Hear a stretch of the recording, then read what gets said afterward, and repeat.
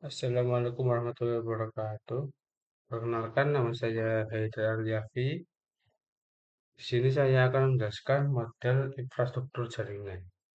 Nah, infrastruktur jaringan sendiri adalah sekumpulan perangkat keras, perangkat lunak, dan layanan yang digunakan untuk membangun dan mengoperasikan jaringan komputer.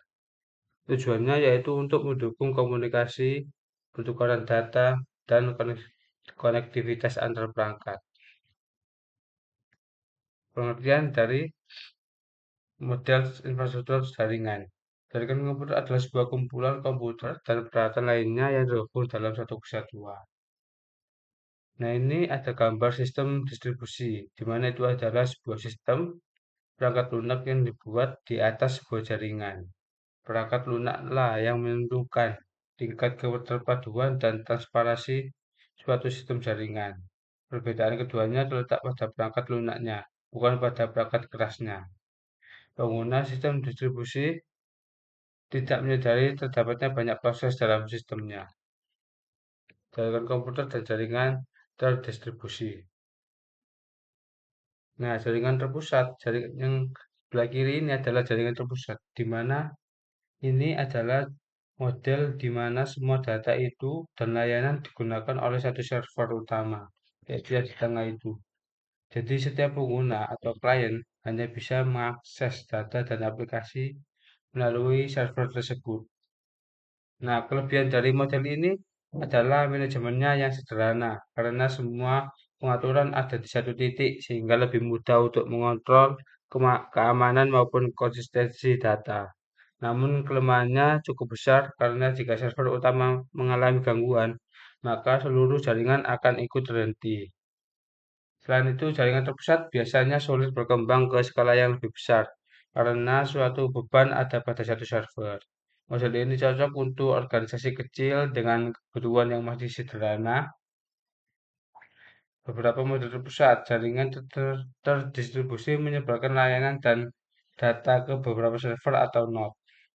Nah, ini yang sebelah kanan ini.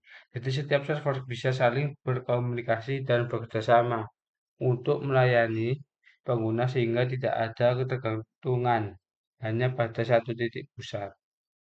Nah, untuk keunggulannya itu adalah lebih tahan terhadap gangguan. Karena jika satu server mati, masih ada server lain yang bisa melanjutkan layanan. Jaringan terdistribusi ini juga lebih mudah dikembangkan karena bisa menambah node baru sesuai kebutuhan. Kekurangannya yaitu arsitektur ini jauh lebih kompleks karena sinkronisasi antar server dan manajemennya lebih rumit. Model ini banyak digunakan oleh layanan besar seperti cloud computing, e-commerce, Gojek, Shopee, atau platform media sosial yang harus melayani jutaan pengguna secara bersamaan. Next. Nah, ini ada jaringan berdasarkan cakupan geografis. Lalu ada LAN, WAN, dan MAN. Gambar model jaringan. Sini ada PAN, yaitu Personal Area Network, yaitu jaringan komputer yang paling kecil. Cakupannya itu cakupannya karena hanya digunakan untuk menghubungkan perangkat pribadi milik satu orang. Jaringan ini biasanya bersifat sementara, biasanya. Jadi contohnya itu kayak smartphone dengan laptop melalui Bluetooth atau smartwatch yang terhubung dengan handphone. Lalu yang kedua ini adalah atau local area network, yaitu jaringan yang digunakan untuk menghubungkan komputer dan perangkat lain dalam satu lokasi terbatas, misal di rumah, di sekolah, ataupun di kantor. Lalu lanjut ada MAN, yaitu Metropolitan Area Network, di mana itu jaringan komputer yang lebih luas daripada LAN, karena menghubungkan beberapa jaringan LAN dalam satu kota atau wilayah metropolitan. Nah, jaringan ini biasanya digunakan oleh perusahaan besar atau instansi pemerintah yang memiliki beberapa cabang dalam satu daerah. Lalu ada WAN atau Wide Area Network, di mana ini adalah jaringan dengan cakupan paling luas yang bisa menjangkau antar kota, antar negara, bahkan seluruh dunia. WAN menghubungkan banyak LAN dan MAN melalui jaringan pabrik maupun jaringan swasta. Contoh nyata dari WAN sendiri itu adalah internet. Internet itu sendiri. Lalu ada pembagian jaringan berdasarkan aksesnya. Nah, yang pertama ini ada internet. Internet dulu. Atau bisa diakses oleh siapa saja. Itu internet. Jadi digunakan untuk komunikasi, informasi, hiburan, dan layanan digital. Lalu ada intranet. Ini itu apa ya? Milik organisasi tertentu yang hanya bisa diakses oleh anggota tertentu. Fungsinya itu untuk komunikasi dan berbagi data secara aman di dalam lingkungan terbatas. Lanjut, ada jaringan berdasarkan cara membangunnya. Yang pertama jaringan atau infrastruktur dulu, yaitu jaringan variabel yang menggunakan perangkat pusat seperti access point atau router untuk menghubungkan perangkat-perangkat di dalamnya. Model ini stabil, terstruktur, dan digunakan di kantor, sekolah, ataupun rumah karena semua komunikasinya itu melewati perangkat pusat. Lalu ada ad hoc, ini adalah jaringan sementara yang dibentuk langsung antar perangkat tanpa memerlukan akses point. Sifatnya ini sederhana, cepat dibuat tetapi kurang stabil dan hanya cocok untuk kebutuhan sementara atau skala kecil. Lalu ada jaringan berdasarkan siarannya.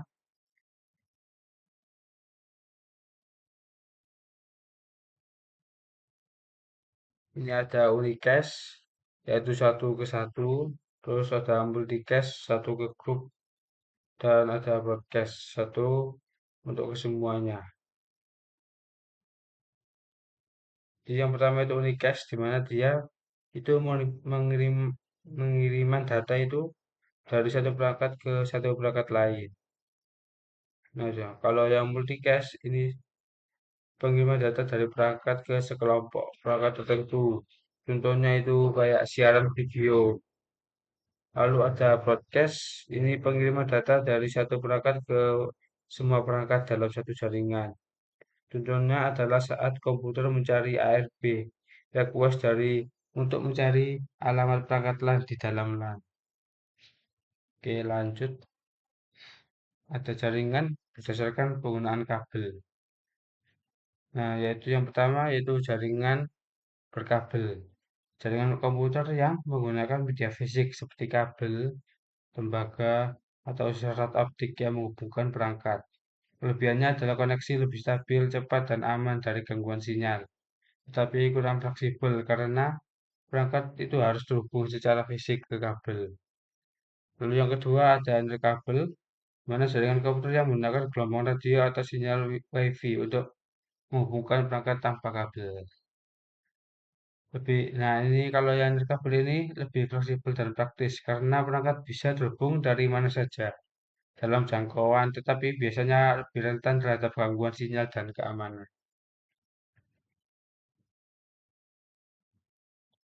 Oke, lanjut ini ada topologi jaringan. Yang pertama ini ada topologi bus, di mana ini konsepnya semua perangkat itu terhubung satu kabel utama sebagai jalur komunikasi sederhana dan murah. Nah, tapi di topologi bus ini, jika kabel utama itu rusak, maka seluruh jaringan ikut terganggu. Yang lalu ada topologi star,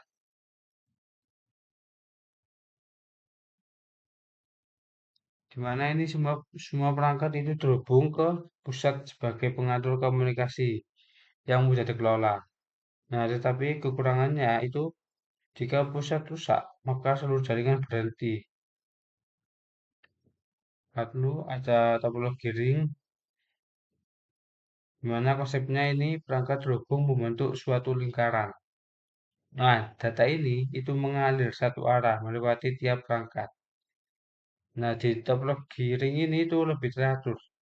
Tetapi kekurangannya itu jika ada satu sambungan putus, maka jaringan bisa lumpuh atau mati. Lalu ada topologi mesh di mana setiap perangkat terhubung langsung dengan semua perangkat lainnya. Nah, topologi mesh ini sangat handal karena banyak kecenderungan cadangan dan mahal, namun mahal dan kompleks. Ini ada teknologi saat ini, seperti ini. Oke. Kesimpulannya, jaringan yang tepat itu bukan hanya menghubungkan perangkat, tetapi juga menghubungkan manusia, informasi, dan peluang di seluruh dunia. Terima kasih. Sekian dari saya. Wassalamualaikum warahmatullahi wabarakatuh.